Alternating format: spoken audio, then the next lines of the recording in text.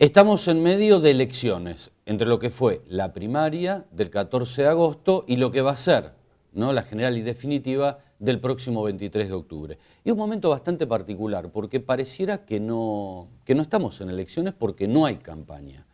Lo que sí quedó otro escenario después del 14 de agosto, y muchos partidos hablan de cortar boleta, entre ellos Proyecto Sur, de cortar boleta para los que no lograron el 1,5, bueno, que se logre esto en lo que es uno de los poderes del Estado, que es el Poder Legislativo.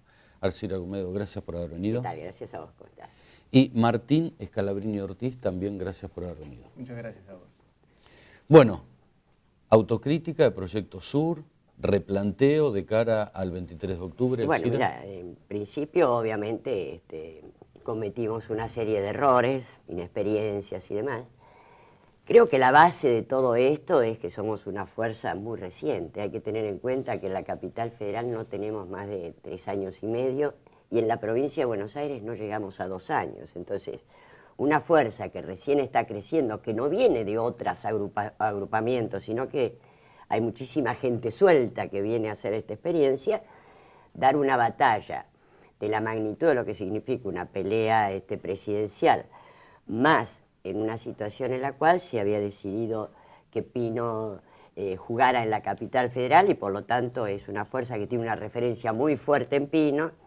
Esto de jugar de candidata muleta, digamos, no era muy fácil. Entonces había una serie de factores en contra, además de, digamos, los errores que podíamos haber cometido, entre otros, una cierta confusión que se crea en este intento de hacer una alianza más amplia con el Partido Socialista, el GEN, etcétera, y que de alguna manera fracasó por el tipo de construcción que proponían, por las dificultades para discutir los lineamientos programáticos, y esto de alguna manera, a poco tiempo de las elecciones, fueron factores que actuaron muy negativamente, ¿no? Entonces, la situación se planteó, bueno, tampoco es que esperábamos ganar las elecciones presidenciales, digamos, pero esto jugó muy en contra.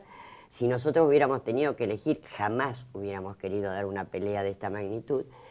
Y sí, de alguna manera, lo que queda es que queremos hacer la construcción a partir de, por ejemplo, ahora sí, las elecciones de legisladores que se dan en la Ciudad Autónoma de Buenos Aires. Hay diputados nacionales, Martín es uno de los candidatos.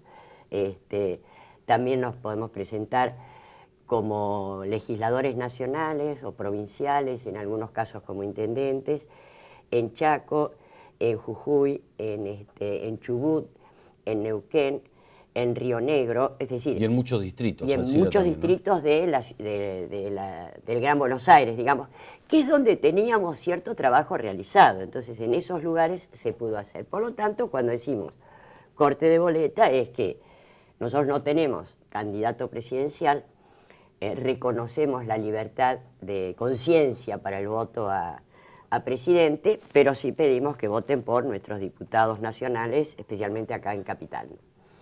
Martín, tenés un apellido muy importante que respeto en lo personal muchísimo, ¿no?, de un pensador que creo que marcó un momento muy importante en nuestro país. ¿Por qué en política, Martín?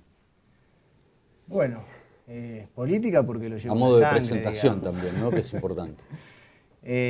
Mi familia es una familia eminentemente política. Yo me crié en medio de los libros de mi abuelo, en medio de lecturas justamente que tenían que ver con el interés nacional, que tenían que ver con un interés popular, y todo eso fue marcando, digamos, a partir de mi infancia, que incluso estuve en contacto con los libros ahí en la biblioteca, en la vieja casa de mi abuelo Raúl, en Juan Bautista Alberdi 1164, en Vicente López.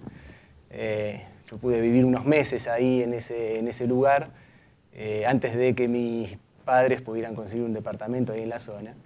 Y entonces era todo un contacto cotidiano con discusiones que tenía mi viejo, por ejemplo, con mis tíos, mi tía también, mi tía Matilde, en donde la política era familiar, era una cosa de estar viviéndola constantemente. A partir de los años fui creciendo y fui observando la realidad cómo se venía planteando. Y sinceramente, Proyecto Sur me ha permitido hacer hincapié y hacer pivote sobre temas que son estratégicos en nuestro país.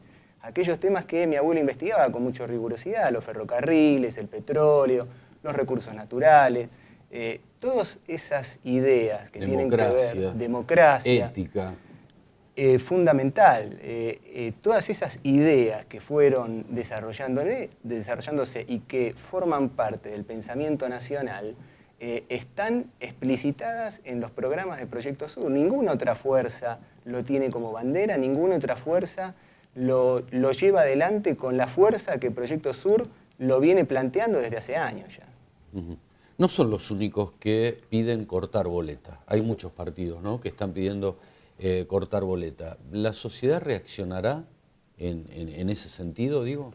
Mira, no sabemos, porque esto que vos decís, que hay una carencia de campañas electorales, eso es cierto para determinadas fuerzas y no para otras, porque cuando quienes desempeñan funciones gubernamentales, inauguran obras, y etcétera, y al mismo tiempo son candidatos, eso es una forma de campaña electoral. Entonces, tal vez no tenemos el potencial necesario, la fortaleza necesaria para dar a conocer quiénes son los candidatos, que creo que de alguna manera son muy significativos. Vos pensás que está Félix Herrero, que es una persona que en su momento fue uno de los primeros directores de Yacyretá, Salto Grande, es decir, muy compenetrado en la problemática de energía, petróleo, gas, etcétera, que es uno de los grandes problemas que tiene esta sociedad.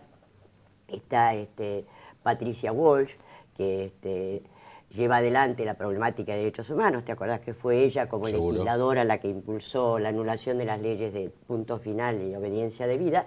Pero también está trabajando en lo que son las nuevas generaciones de derechos humanos, ¿no? Los derechos sociales, culturales, los derechos a la identidad y sobre todo los derechos de las mujeres.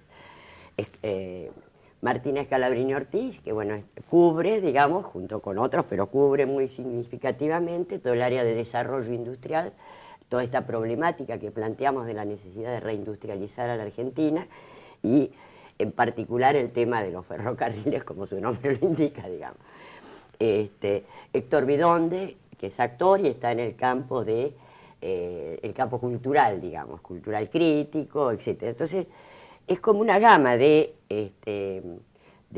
candidatos que creo que pueden complementar el trabajo que ha venido haciendo Proyecto Sur, y por eso convocamos a que nos den una mano en ese sentido, ¿no? Martín, de acuerdo a lo que comentaba Elcira, bueno, que es la base de Proyecto Sur, ¿cuál es tu orden de prioridades más para el gobierno de la ciudad, o la legislatura del gobierno de la ciudad? Bueno, en principio soy candidato a diputado nacional, con lo cual digamos, voy a llevar adelante, voy a tratar de llevar adelante todos aquellos temas que tengan que ver con una cuestión nacional, y dentro de eso el tema de la industrialización es un tema fundamental, porque nosotros creemos que hay una continuidad en la matriz que fue implantada a sangre y fuego, recordemos, durante la dictadura militar en el año 76, una matriz de valorización financiera, en donde un proceso de desindustrialización comenzó muy fuertemente. Se profundizó durante la década del 90 con la entrega de nuestros recursos naturales, con la entrega del petróleo, con la entrega de las concesiones ferroviarias, con la entrega de nuestro patrimonio público. Ahí fue prácticamente un proceso desindustrializador de toda nuestra industria, porque todo eso traccionaba en forma absolutamente sinérgica en todo lo que era la matriz productiva industrial. Se primarizó la economía, todo aquello que tenía que ver con industrias de valor agregado fueron absolutamente castigadas. Y nosotros lo que estamos viendo, que esa matriz de concentración y de extranjerización ha sido profundizada en los últimos 8 años. Si bien hay índices positivos, que es el crecimiento de la industria, pero ese crecimiento positivo está basado fuertemente en sectores que tienen que ver con una leve elaboración de materias primas, como ser el aluminio, la siderurgia, la industria alimenticia y de bebidas, que tienen que ver con un sector de promoción industrial, que viene a ser la armaduría automotriz. Recordemos que la armaduría automotriz tiene un 70% de partes importadas, con lo cual da déficit comercial. Estamos en un proceso de continuación e incluso de profundización en algunos temas. Acá hay 3 temas fundamentales en la industria que tenemos que abordar. Uno es la extranjerización. ¿Cómo tenemos que enfocar la extranjerización y cómo podríamos solucionar ese tema? Lo primero que tenemos que hacer es derogar y eliminar la ley de inversiones extranjeras de la dictadura militar, en donde el capital nacional queda disminuido frente a las inversiones extranjeras. Ahí eso lo tenemos que revertir. Es importantísimo que nuestra matriz, que tiene prácticamente un 70, un 80% de su producción industrial en manos de empresas extranjeras, se revierta. En segunda instancia, el tema de la sustitución de importaciones. Nosotros en este momento estamos exportando sobre todo materias primas. Nuestra relación con China es un eje fundamental de este modelo. Estamos exportando materias primas en un 90% de nuestras exportaciones y estamos importando prácticamente el 90% de productos manufacturados, con lo cual ese intercambio comercial que nosotros teníamos con Inglaterra en el siglo XIX, lo estamos suplantando, estamos cambiando de dueño y estamos suplantándolo con productos chinos. En tercera instancia, las economías regionales. Las economías regionales, el crecimiento económico que ha sido muy fuerte en estos últimos años ha estado en forma desigual repartido en todo el territorio. Las provincias que más han crecido son aquellas que tienen relación con los productos primarios, es decir, las provincias más ricas, Buenos Aires, Córdoba, Santa Fe, etc.